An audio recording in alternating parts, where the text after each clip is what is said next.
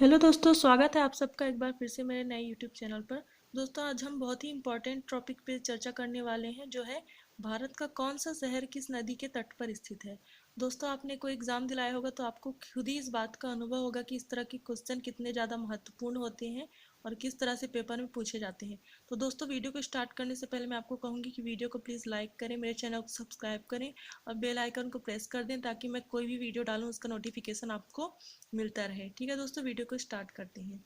तो दोस्तों देखते हैं, दिल्ली, आगरा, मथुरा और इलाहाबाद। दोस्तों, ये तीनों ही शहर उत्तर प्रदेश में हैं, जो कि यमुना नदी के तट पर स्थित हैं। दोनों इन चारों शहरों को हम अगर जोड़ के पढ़ेंगे तब हमको याद करने में ज़्यादा आसानी होगी। दोस्तों, इसको हम मैप पे भी देख लेते हैं। दोस्तों, ये रही यमुना नदी, जो कि उत्तराखंड से निकलती है और इस तरह से उत्तराखंड के बाद यह उत्तर प्रदेश में प्रवेश करती है। उसके बाद यह देवप्रयाग में जाकर गंगा नदी से मिल जाती है। दोस्तों, अब बात करते हैं जबलपुर की। तो जबलपुर मध्य प्रदेश का एक शहर है, जो कि नर्मदा नदी के तट पर स्थित है। और दोस्तों, नर्मदा नदी का जो प्रवाहित राज्य है वो है मध्य प्रदेश से बहते हुए यह गुजरात में जाती है। उसके बाद यह खंबात की खाड़ी में गिर जाती है। दोस्तों, अब बात करते हैं बद्रीनाथ की। तो दोस्तों, बद्रीनाथ उत्तराखंड का ही एक शहर है, जो कि अलकनंदा नदी के तट पर स्थित है। और अलकनंदा नदी का उद्गम धौली गंगा विष्णु गंगा के विष्णु प्रयाग में मिलने से होता है। मतलब ये जब दोनों नदियां मिलती हैं तो वह अलकनंदा नदी कहलाती है, जो कि उत्तराखंड में है। और यह नदी गंगा नदी की सहायक नदी है। दोस्तों, राजस्थान का कोटा शहर, जो कि चंबल नदी पर स्थित है।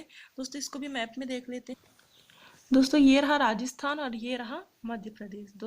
ये दोनों का जो सीमा है वहां पर कोटा शहर स्थित है, जो कि चंबल नदी के तट पर है। दोस्तों, बात करते हैं कटक की। कटक यह उड़ीसा का ही एक शहर है, जो कि महानदी पर स्थित है, महानदी के तट पर स्थित है। दोस्तों, महानदी छत्तीसगढ़ से निकलकर यह उड़ीसा में प्रवेश करती है, फिर उसके बाद पश्चिम बंगाल की खाड़ी में गिर जाती है। ठीक है दोस्तों, बात करते हैं नासिक की। तो नासिक महाराष्ट्र का एक शहर है, जो कि गोदावरी नदी के तट पर स्थित है। और गोदावरी नदी का जो प्रवाहित राज्य है मध्य प्रदेश, तेलंगाना और आंध्र प्रदेश।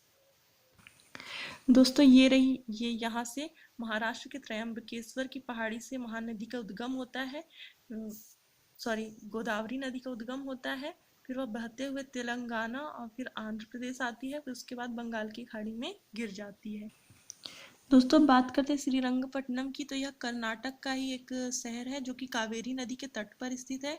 और कावेरी नदी के जो प्रवाहित राज्य हैं वो तमिलनाडु, कर्नाटक, पांडुचेरी, फिर इसके बाद वह बंगाल की खाड़ी में जाकर गिर जाती है। दोस्तों, अब देख लेते हैं गंगा नदी के तट पर कौन कौन से शहर स्थित हैं। तो दोस्तों, इलाहाबाद, कानपुर और वाराणसी, ये तीनों ही बहुत बड़े शहर हैं, जो कि उत्तर प्रदेश में स्थित हैं। और ये जो हरिद्वार है ये उत्तराखंड में है। पटना, भागलपुर, ये दोनों बिहार राज्य में स्थित हैं। दोस्तों, ये जो जितने भी शहर हैं ये गंगा नदी के तट पर स्थित हैं। दोस्तों, इसके लिए हम गंगा नदी के प्रवाहित क्षेत्र देख लेंगे और गंगा नदी का उद्गम देख लेंगे, तो हमको वैसे भी समझ में आ जाएगा कि कौन कौन से शहर हैं जो गंगा नदी के तट पर स्थित हैं। दोस्तों, ये देखिए, ये उत्तराखंड है। यहाँ से गंगा नदी निकलती है, फिर इसके बाद यह उत्तर प्रदेश में प्रवेश करती है, फिर उसके बाद वह बिहार में प्रवेश करती है, बिहार के बाद वह झारखंड में जाती है, फिर पश्चिम बंगाल में प्रवेश करती हुई यह बहुत सारी नदियों का जल लेकर बंगाल की खाड़ी में गिर जाती है। दोस्तों, इसके तट पर कौन से शहर स्थित हैं, इसके लिए बहुत ही अच्छा तरीका होगा कि पहले हम उसका उद्गम स्थल देखें, फिर उसके प्रवाहित क्षेत्र इस तरह से मैप पे देखें, ताकि हमको बहुत ही अच्छे से समझ में आए। दोस्तों, ये मैप मैंने खुद से बनाया है, एकदम से एग्जैक्ट तो नहीं बना है, लेकिन समझने के लिए काफ़ी है। दोस्तों, इस तरह से हम पढ़ाई करेंगे तो अपने माइंड में एक ही बार में सेट होगा। इस तरह से देखो कितना आसान होता है। ये गंगा नदी यहाँ से निकली, फिर उत्तर प्रदेश में प्रवेश की, फिर बिहार में प्रवेश करती हुई, फिर झारखंड में जाकर पश्चिम बंगाल से प्रवेश करती हुई बहुत सारी नदियों का जल लेकर बंगाल की खाड़ी में गिर जाती है। तो इस बीच में जितने भी शहर इसके तट पर पड़े होंगे वो सब इसके तट पर स्थित हैं। इस तरह से क्वेश्चन पूछे जाते हैं। दोस्तों, अब देखते हैं जौनपुर और लखनऊ। ये दोनों ही शहर उत्तर प्रदेश में है, जो कि गोमती नदी के तट पर स्थित हैं। और गोमती नदी उत्तर प्रदेश की फुलकर झील से निकलती है, जो कि गंगा नदी में मिल जाती है। दोस्तों, अब देखते हैं कि श्रीनगर किस नदी के तट पर है। तो श्रीनगर झेलम नदी के तट पर है। और झेलम नदी का उद्गम शेषनाग झील से निकलकर जम्मू कश्मीर के श्रीनगर के उलर झील में ही यह नदी मिल जाती है।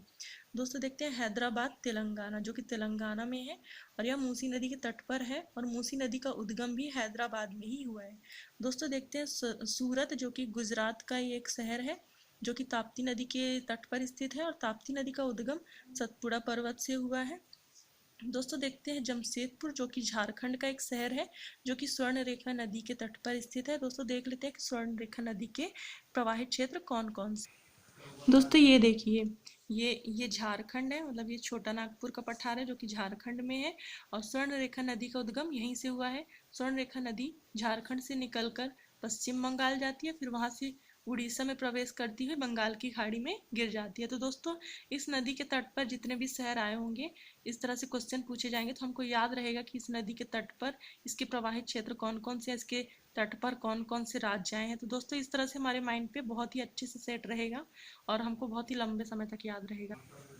दोस्तों अब बात करते हैं कोलकाता की, जो कि पश्चिम बंगाल का एक शहर है, जो कि हुगली नदी के तट पर स्थित है और हुगली नदी का उद्गम पश्चिम बंगाल से ही हुआ है।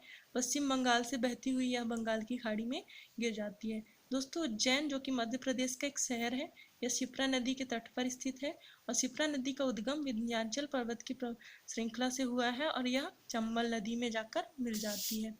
दोस्तों बहुत ही इम्पोर्टेंट, जो कि अयोध्या, इस तरह के क्वेश्चन, ये क्वेश्चन कई बार पूछा भी जा चुका है कि अयोध्या किस नदी के तट पर स्थित है, क्योंकि अयोध्या श्री राम भगवान जी की नगरी है। तो दोस्तों अयोध्या सरदू, जो कि उत्तर प्रदेश में है, सरयू नदी के तट पर स्थित है और सरयू नदी का उद्गम हुआ है उत्तर प्रदेश के बहराइच से निकल के घाघरा नदी पर मिल जाती है। दोस्तों यह नदी सबसे ज़्यादा इम्पोर्टेंट इसलिए है क्योंकि यह भारत और नेपाल के बीच में सीमा रेखा बनाने वाली नदी है, इसलिए इस तरह के क्वेश्चन बहुत ही ज़्यादा पूछे जाते हैं। ठीक है दोस्तों, आज के लिए बस इतना ही। अगर आपको वीडियो पसंद आया हो तो प्लीज़ वीडियो को लाइक करें, चैनल को सब्सक्राइब कर लें और मुझे कमेंट करके ज़रूर बताएं।